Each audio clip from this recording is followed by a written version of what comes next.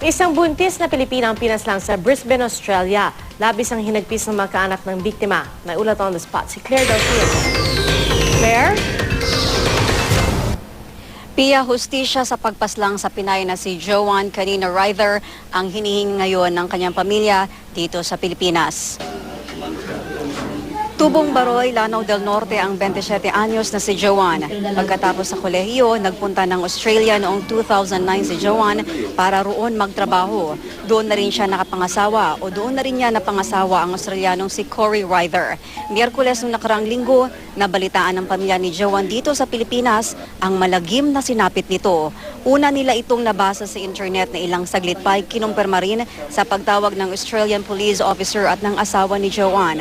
Martes daw nung nakarang linggo nakita ang bangkay ni Joan na itinapon sa isang subdivision malapit sa kanyang pinagtatrabahang food chain sa Brisbane, Australia. Di na raw buo at punit-punit ang saplot sa katawan ni Joan nang matagpuan ito. Ang mas masakit, 3 buwang buntis ang biktima. Ayon sa kapatid ng biktima, bago raw mangyari ang insidente, nabanggit daw ni Joan na may nagbabanta sa kanyang buhay. Ito raw yung kaibigan ng kanyang asawang nambabastos din umano sa kanya. Nahihirapan ang tiyuhin ni Joan na tanggapin ang nangyari sa itinuturing na niyang anak-anakan. Sa ganitong paraan din daw kasi pumanaw ang ama ni Joan nung siya'y pinagbubuntis pa lang ng kanyang ina.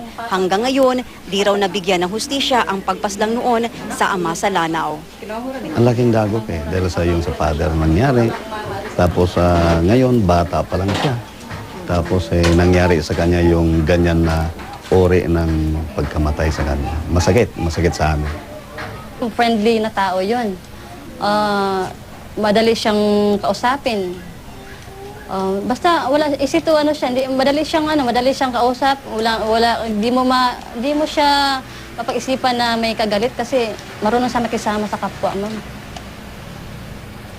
Pia, laman na rin ng balita sa Australia ang pagkamatay ni Joan sa isang news article sa internet. Nakalagay roon na sa paunang investigasyon ng pulisya, lumalabas na pinukpok sa ulo si Joan. Meron ding bakas ng sexual assault sa kanya. Sa parehong news article nakalagay na sa ngayon, hindi kasama sa listahan ng mga suspect ang asawa ng biktima. Pia? Maraming salamat, Claire Delfino.